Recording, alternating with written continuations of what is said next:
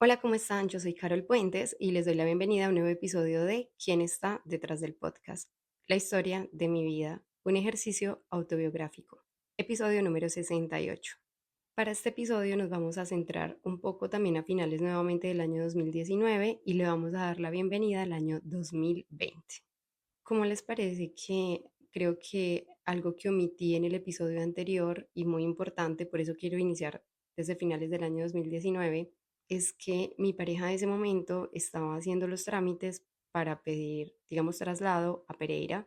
Lo habíamos hablado, bueno, ustedes saben que el tema de la distancia había sido una conversación constante en nuestra relación y cuando ella me dice, bueno, pues entonces yo voy a pedir traslado para irme a Pereira, ¿qué piensas de eso? Yo obviamente le digo que encantada, pero que sea muy consciente de que esa decisión la va a tomar no por mí, sino porque realmente Pereira represente para ella también como calidad de vida, que sea una ciudad en la que ella se vea y obviamente pues si la relación continúa, pues que todo mucho mejor, pero que ojalá la razón principal por la que hiciera ese traslado no fuera por mí, aunque obviamente fue una decisión en pareja que tomamos, ¿cierto? Ella me dice que bueno, que ella asume pues como el riesgo y empieza a hacer los trámites para hacer como permuta, que es cambiar de plaza de docencia con una persona que estuviese en Pereira y que quisiese irse a Bogotá. Pues como les parece que ese año pues se inician todos los trámites y le sale una docente justo a finales de año que le dice, oye, yo me quiero ir a Bogotá, iniciemos con las diligencias que necesitamos para que podamos hacer de ese traslado una realidad. Por eso mi novia me sorprende con un cartel que dice, amor, nos vamos a vivir a Pereira. Y está supremamente feliz y emocionada. Yo también estoy muy feliz. Recuerden que venimos como dándonos oportunidades en la relación y siento que esta oportunidad va a ser como un nuevo comienzo para nosotras y obviamente me llena de mucha ilusión. Así, más o menos, finaliza también el año 2019, o sea, también con esta noticia de por medio. Inicio enero pues celebrando el cumpleaños de mi mamá, pero antes del cumpleaños de mi mamá tuvimos una reunión familiar súper linda. Estábamos toda la familia en la casa de mi prima Marce. Marce es una de las hijas de mi tía Amparo. Mi tía Amparo tiene cuatro hijas, Natalia, Alejandra, Marce y Diana. Esta información es importante porque con el paso y casi al final del episodio esto va a cobrar más relevancia. Ustedes saben que mi prima Natalia pues es la persona con la que tengo mucha conexión. Diana la adoro, o sea, también es una prima increíble. Con Diana tengo una conexión de otro tipo, o sea, más como de recocha, de formas de ver la vida. Aleja es una persona súper linda, súper tranquila, súper relajada, es como la más parchada de las hermanas. Y mi prima Marce, pues que es la alegría, o sea, es como la fiesta, es, no sé, entre ella y Aleja, como que si se juntaban, hacían una chispa, mejor dicho, porque se entendían muy bien para la recocha, bueno, con Diana también, mi prima Nata sí ha sido un poco más reservada, y bueno, básicamente ahí como para hablarles un poco de las personalidades de mis primas y para que nos contextualicemos. Y por lo general las reuniones familiares las hacíamos o en la casa de mi tía Amparo o en la casa de Marce y también donde Nata.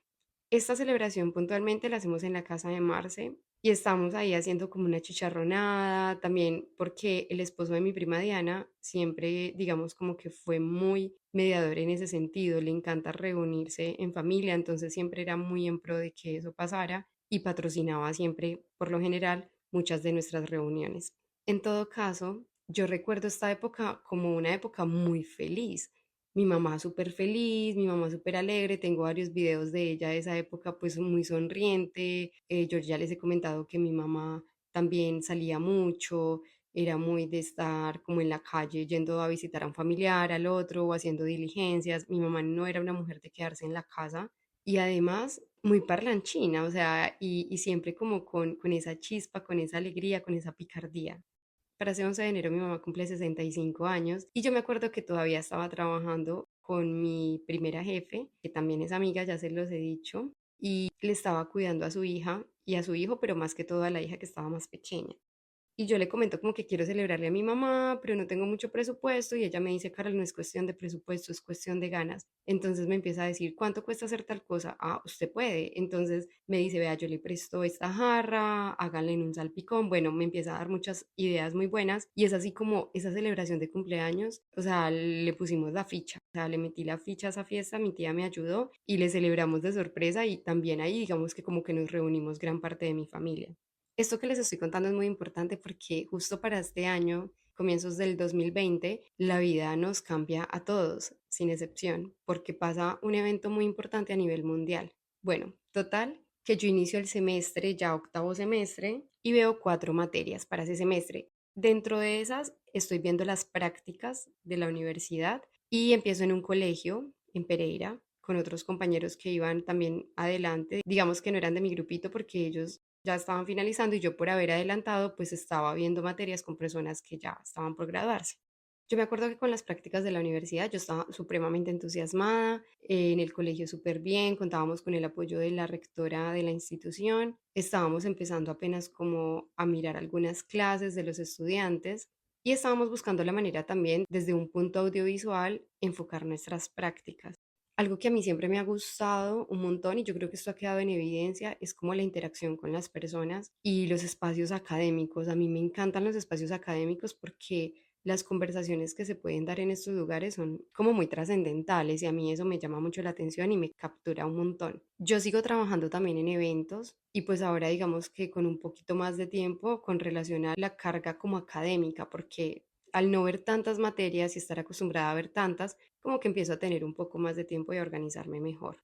Empiezo a trabajar con marcas como DirecTV y ahí conozco una locutora de una cadena radial de Pereira y a mí me genera mucha curiosidad porque pues yo siempre había querido trabajar en radio.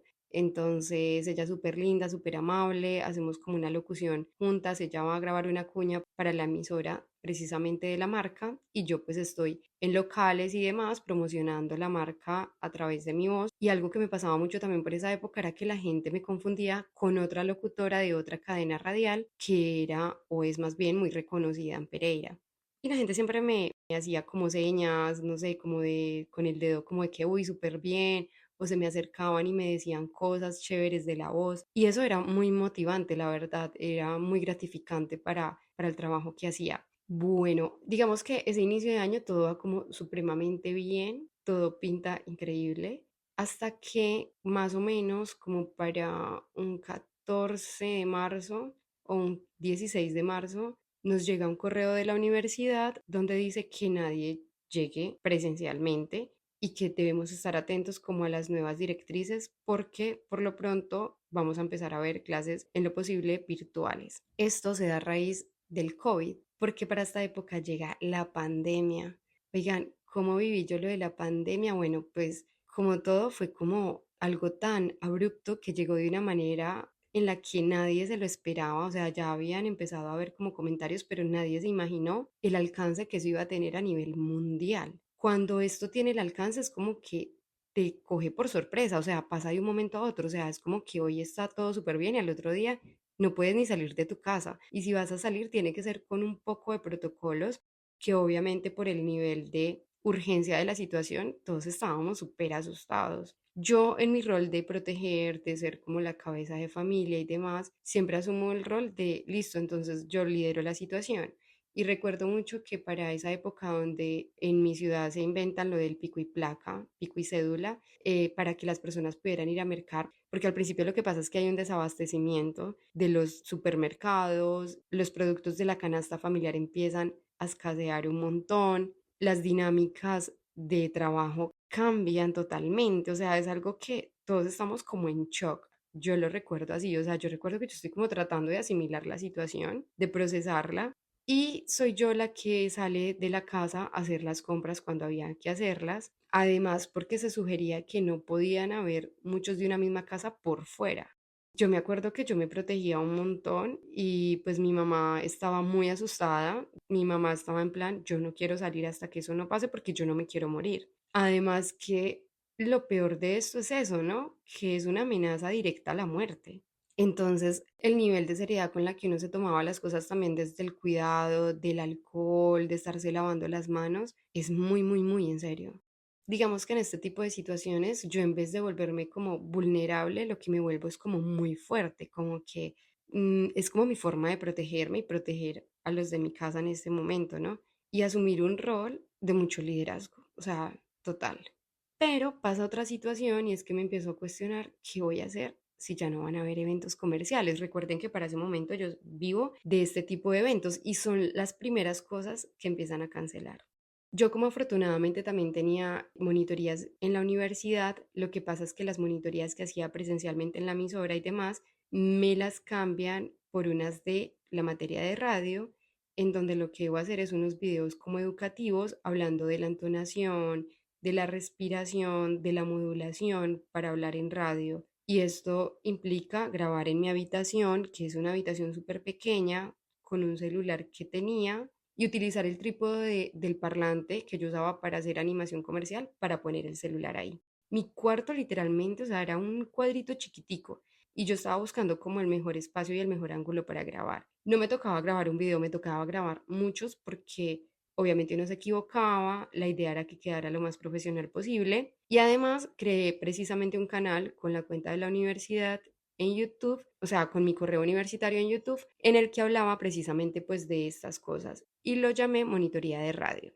Nosotros fuimos muy afortunados al contar con ayudas en ese momento de pandemia de parte de familiares, de parte de personas cercanas. Me acuerdo que uno de mis familiares de Cuba, James, muy bonito, nos llevó una vez dos mercados, entonces, o sea, la logística de esto era como, Carol, mira, voy a pasar por tal lugar, tú puedes acercarte y recibirme estos dos mercados y yo, claro, y me iba con mi hermano caminando, o sea, después los dos regresarnos a nuestra casa con el mercado. Contábamos todavía para ese momento, afortunadamente, con la ayuda de los profes y seguramente mi novia también, desde lo que podía, me colaboraba, aunque obviamente ya tenía su responsabilidad de la maestría, tenía también muchas responsabilidades con ella misma, entonces digamos que fue la ayuda de muchas personas las que nos ayudó a sostenernos a mi familia, o sea, especialmente a mi hermano, mi mamá y yo en ese momento. Ángeles, sin duda alguna, tuvo que ver mucho en esta época porque yo le llegué a ver mucho dinero a Ángeles y ella era de las personas que yo le decía, mira, me pasa esto, y me decía, dale, ten, yo te presto. También recuerdo que Karen me llamó en plan, mira, vamos a dar un mercado entre mi hermana y yo, que no sé si lo necesitas. Para ese momento nosotros ya habíamos recibido el mercado de mis familiares, entonces yo le dije, no, más bien busca a alguien que realmente no tenga absolutamente nada, porque también era pensar en los demás, que eso era lo que pasaba cuando iban a comprar por montones a los supermercados y se olvidaban de que muchas personas también necesitaban comprar. Entonces, por ese miedo de qué va a pasar con el mundo y qué va a pasar si se acaban los productos de canasta familiar, la gente lo que hacía era comprar en grandes cantidades. Y esto precisamente lo que hacía era que muchos se quedaran sin esos productos. Y eso también generó mucho caos y mucha preocupación. Por eso se empiezan también como a tomar medidas. Yo me acuerdo que ya después solo dejaban comprar de cada referencia de producto unas mínimas cantidades. Es decir, solo puedes llevar, no sé, 2 libras de arroz. Entonces, de esta manera empezaron a regular esto, lo cual realmente benefició mucho. Afortunadamente, los trabajos empiezan como a reactivar poco a poco en la medida en que empiezan a ver que con el tapabocas, que con el alcohol, que sin mucho contacto entre las personas se puede retomar como la vida poco a poco, la vida social más que todo, ¿no? Y laboral. Y a mí me empiezan a salir como locuciones comerciales, igual usando tapabocas, lo cual era horrible porque trabajar con la voz es trabajar también con el aire, con la respiración y el tapabocas de una u otra manera dificultaba esto. Entonces, en mi caso, fue como un doble esfuerzo y al mismo tiempo salir y uno decir, tengo que cuidarme un montón porque de lo que yo me cuide afuera depende la salud de los que están adentro de mi casa, ¿cierto? Que en este caso eran mi mamá y mi hermano. En la universidad decían que empezamos a ver clases virtuales y las prácticas empiezan a ser virtuales, entonces empezamos también a hacer nuestras prácticas con productos audiovisuales. Me acuerdo que iniciamos como unas cápsulas de inteligencia emocional que les compartíamos a la institución para que la compartieran con sus estudiantes. Cápsulas 100% audiovisuales. Para el 7 de mayo, que es mi cumpleaños, pasa algo muy bonito y es que mi tía, digamos, tiene su forma de ser, de expresarte el amor de una manera muy particular, pero mi tía no es súper melosa, mi tía Francia, ¿no? Porque mi tía Amparo sí es todo lo contrario. Mi tía Francia no es súper melosa ni nada así, pero tiene detalles muy puntuales con los que te dice, eres muy importante para mí. Y hizo algo que nunca había hecho en mi cumpleaños y fue que preparó una torta de gelatina porque además como que no teníamos nada para celebrar. Y ella me lleva esto en forma de torta, que es como un flan hecho por ella misma y a mí nunca se me va a olvidar eso. O sea, fue como que, wow, mi tía me hizo esto. Y yo creo que es una de las formas en las que una persona lo hace sentir a uno muy amado. Por eso también como que lo resalto acá. Mi novia está obviamente en Bogotá sola en el apartamento, también gestionando cómo enviarle los trabajos a sus estudiantes, porque obviamente la educación migró como a los grupos de WhatsApp y a que todo fuera muy digital. Y esto también fue una crisis porque muchas personas no estaban acostumbradas al mundo digital, muchos docentes no sabían cómo crear una reunión en Zoom, por ejemplo. Entonces fue como un proceso que nos invadió en todos los aspectos de nuestra vida y del cual muchos no salieron muy bien librados, muchas muertes también uno escuchaba a diario y esto era demasiado tormentoso. Pero en medio de todo y en medio de uno estar con los que tiene cerca y ver que estaban bien, también había como mucha esperanza, mucha ilusión y eso también resaltó las ayudas de muchas personas que realmente hicieron que todo fuera un poco más fácil en medio pues de tanta dificultad. Al mi novia estar dando clases virtuales, a ella se le ocurre la idea de ir a mi casa y pasar ese tiempo conmigo, pues en vez de quedarse sola en Bogotá, lo cual está muy bien. No sé si nosotras lo habíamos hablado, no sé qué estaba pasando en ese momento con nosotras. Realmente no recuerdo si había alguna discusión aparte de lo que les he contado hasta el momento o alguna situación en específico. Más allá, pues digamos de que habían comentarios a veces que yo decía, es que son cosas que no puedo cambiar, que es lo que yo les cuento mucho con relación pues como a mi familia, a mis responsabilidades y demás, a mi tiempo. Entonces, pues nada, el hecho es que ella decide irse, yo estoy creo que informada, o no sé si me informó un poco antes, porque ella viaja con mi amiga con la que yo viví en algún tiempo en uno de los apartamentos cuando vivía con mis otros amigos, que es cuando yo tengo pues como esta crisis antes de irme a vivir con mi amigo de fotografía. Entonces, ella se conoce con mi amiga porque cuando yo iba a Bogotá, pues cuando salíamos y eso, pues ya habían como entablado una amistad y se da cuenta que ella va a hacer un viaje a su ciudad, que es Pasto, y pueden hacer como un desvío para pasar por Pereira. Mi amiga para poder ir a Pasto con otra amiga alquilan un carro, entonces ellas le hacen el favor a mi novia como de acercarla hasta mi casa. No sé por qué razón yo no estaba como muy entusiasmada el día que mi novia llega y yo soy una persona que soy muy expresiva y que me cuesta mucho como fingir cosas.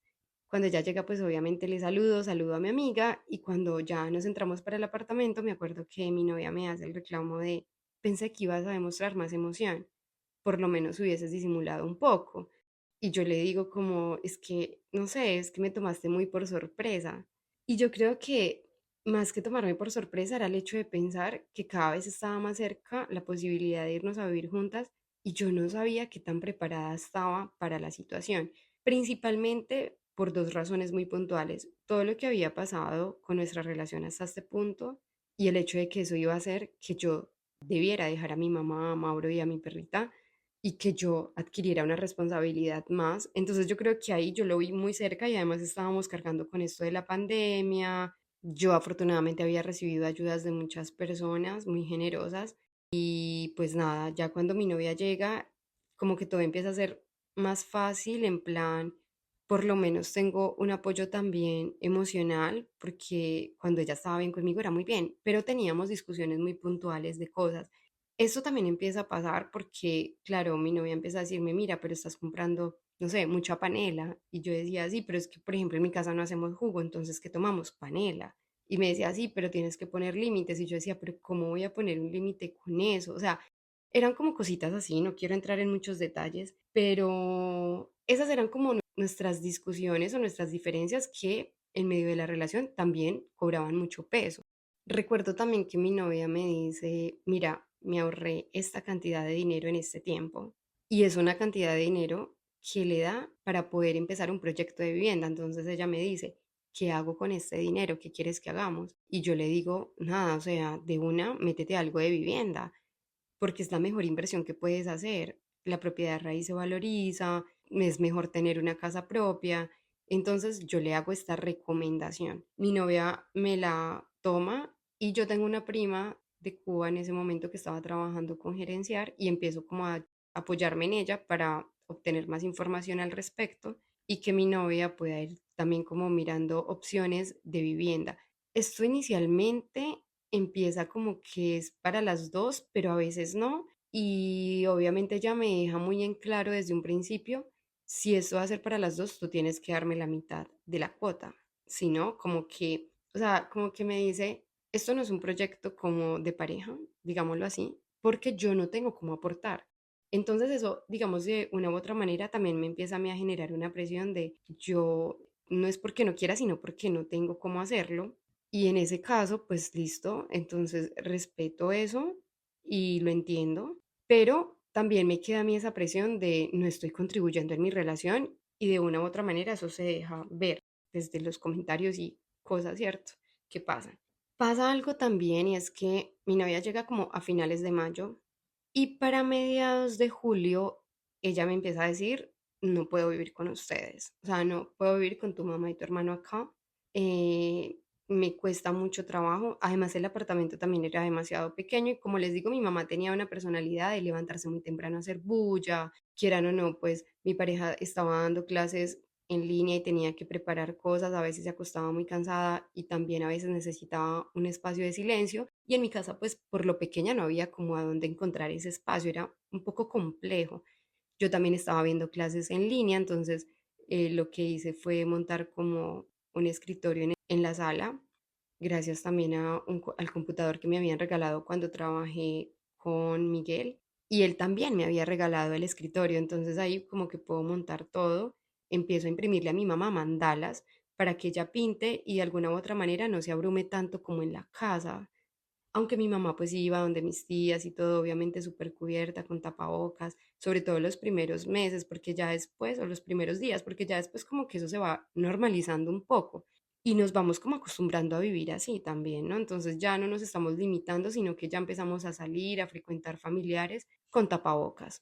Cuando mi novia me plantea el hecho de que ya no se aguanta pues la situación, digamos, de vivir con mi mamá y mi hermano y todo, yo me empiezo a replantear qué voy a hacer porque la realidad es que estoy en una relación y entiendo que pues lo correcto es tener nuestro espacio. Se notaba que lo necesitábamos y empiezo a ver en esta opción una oportunidad para iniciar como realmente yo había querido desde el principio, ¿no? Tener una familia con ella, yo me imaginaba casándome, le planteaba la idea de que tuviéramos hijos, entonces yo decía, bueno, tal vez este es el momento y a lo mejor esto va a hacer que muchas cosas también como que cambien un poco y yo pueda encontrar ese equilibrio como entre mi relación y mi familia. Sin embargo, eso no quita que me dolía muchísimo pensar en cómo le iba a decir eso a mi mamá y a mi hermano. Además, que estoy entre la espada y la pared porque hay, digamos, como algo de por medio y es el decir, demuéstrame que realmente tú me amas, porque siempre me lo has dicho, pero ahora no quiero que me lo digas, sino que quiero que me lo demuestres. Y había pues también ese reclamo de que mi familia, que yo siempre tiraba para el lado de mi familia, entonces que qué iba a hacer. Y yo le digo, listo, listo, empecemos a mirar. Ella me dice, listo, pero yo solo tengo para prestarte tu parte para el primer mes, pero me la debes pagar porque pues ella tenía sus proyectos y sus planes y yo le decía, listo, hagamos algo, empecemos igual a buscar y pensemos qué trabajo puedo buscar también yo para no descuidar mi responsabilidad con mi mamá y mi hermano porque finalmente yo ya la había asumido y no la iba a dejar, eso estaba clarísimo y eso era algo que yo le decía siempre y fui muy honesta desde ese punto. Esta es mi responsabilidad, yo la asumí no porque me toca, sino porque quiero y eso quiero que lo tengas muy presente. Y ella pues le costaba, pero como que aún así decidía seguir en la relación.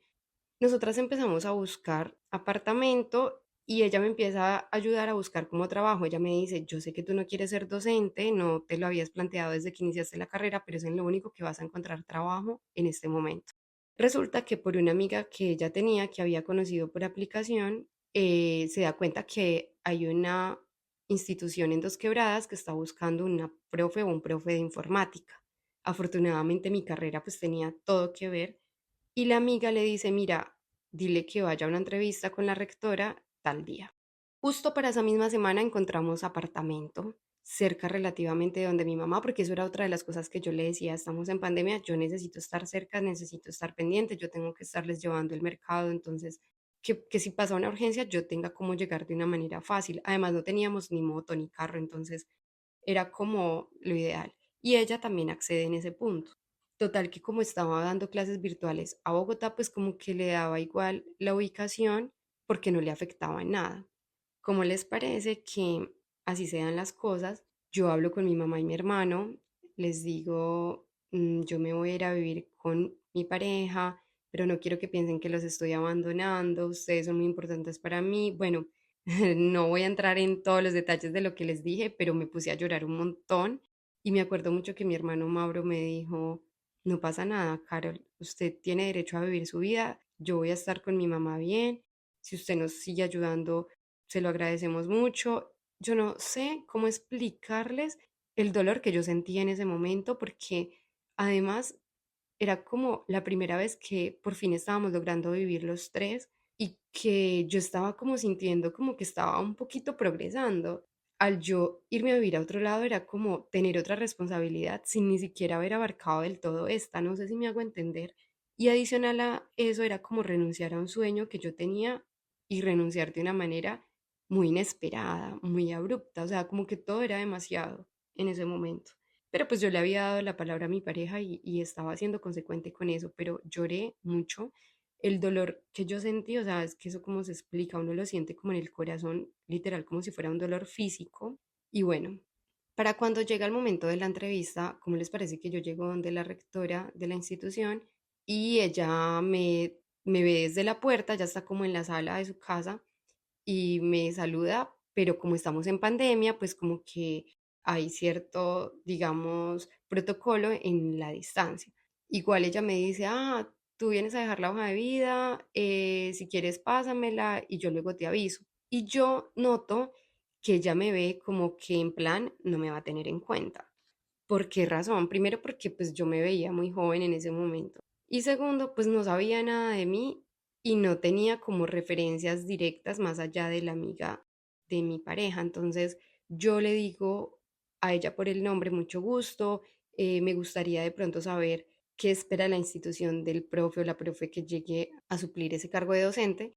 En ese momento ella me manda a entrar porque ella me está atendiendo desde un punto y yo estoy en la puerta literalmente de la casa y me manda a entrar y quedamos un poco, digamos, ya más bien acomodadas para tener una conversación. Y ella me empieza a exponer pues como lo que pasa en la institución, cuántos años llevaba el docente, que además llevaba muchísimos años, y me comenta que básicamente el docente renuncia precisamente porque le tocó migrar a la virtualidad y no se sentía cómodo con esto. Yo entonces le empiezo a resaltar todas las habilidades que yo tengo en estas áreas y además le empiezo a plantear la necesidad de enseñar cosas que vayan muy en pro de la actualidad. Entonces le empiezo a hablar de todo lo que yo le podría enseñar a los estudiantes, de mis habilidades, de mis capacidades y además porque yo sabía que al no haberme graduado, pues esto podía jugar en mi contra y yo necesitaba que ella supiera que pues primero me graduaba ese mismo año y segundo que contaba con todas las habilidades para asumir el cargo. Total que la entrevista dura como 40 minutos. Yo siento que me autoentrevisté literalmente y salgo con esa sensación de yo creo que este puesto es mío. O sea, más que yo creo fue como esa certeza y esa fe de este puesto va a ser para mí. Como habíamos conseguido apartamento, yo me acuerdo que mi novia cuando me prestó la parte que me correspondía a mí, ella se asusta mucho y me acuerdo que incluso alcanza a llorar un poco y decirme, estoy muerta del susto porque no sé cómo vas a hacer tú. Y yo le digo, confía en mí, yo no te voy a quedar mal. Cuando ya está la posibilidad de este trabajo, ella también se asusta porque me dice, bueno, pero te va a tocar darle clase a niños desde transición hasta grado décimo. ¿Cómo vas a hacer si tú nunca has dado clase? Te va a tocar muy duro. Y yo le dije, sí, pero pues no pasa nada. Yo lo voy a hacer y voy a aprender y lo que toque. Ustedes no me van a creer que cuando nosotras estábamos descargando las cajas en el nuevo apartamento, me entra un mensaje de la rectora diciéndome, profe, bienvenida a la institución, este es su horario. Empieza tal día de agosto. Y yo no lo podía creer, o sea, yo le dije, viste, te lo dije. Obviamente nos pusimos súper felices, el salario me iba a permitir cumplir con mis responsabilidades con mi novia y con la responsabilidad de mi mamá. Y en ese momento yo estoy además muy feliz porque yo me había prometido que en el punto en el que yo empezara a trabajar de lo que había estudiado, yo me iba a hacer cargo 100% de mi mamá y le iba a decir a los profes que ya no era necesario la ayuda para que se la pudieran dar a otra persona que lo necesitara más, porque quieran o no, yo me sentía avergonzada también, ¿no? Yo con pareja, estudiando y todo, y ellos ayudándonos tantos años, y yo decía, no, qué vergüenza, o sea, eso era como de ir progresando. Eso también me dio mucha felicidad. Bueno, y todo lo que acontece a raíz de estos cambios y demás, se los cuento en el próximo episodio. Gracias por escuchar quién está detrás del podcast. Les mando un abrazo enorme. Les agradezco mucho si me apoyan suscribiéndose a mi canal de YouTube, si me siguen acá en Spotify. y si califican el podcast. Recuerden que por una vez que hayan escuchado un episodio, pues ya lo pueden calificar y esto de verdad es una gran ayuda. Les mando un abrazo enorme y hasta la próxima.